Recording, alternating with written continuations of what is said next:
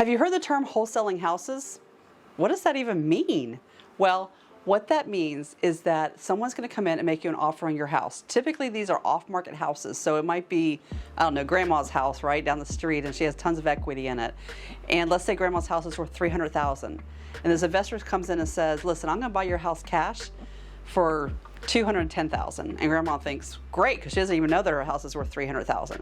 Well, then investor gives himself usually 60 days to then go out and find another buyer who will buy it at an increase of maybe like $270,000. And so when at the closing table, the buyer does not even, the original buyer, the investor, doesn't ever even take possession of the house. They just reassign the contract to the new buyer, but they walk away with the difference, which is what, $60,000? And they didn't do anything except find the second buyer. It sounds kind of shady. It's very much legal. But my concern is that grandma is the one that loses, because the truth is we should put it on the open market for $300,000. So the only person who loses is the seller in this particular situation. So think about that. If you ever hear the words like you should get into wholesaling houses, there's real people behind these houses.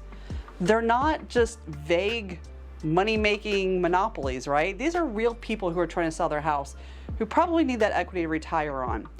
So it's not a sandbox I play in, because I just don't think it's completely ethical.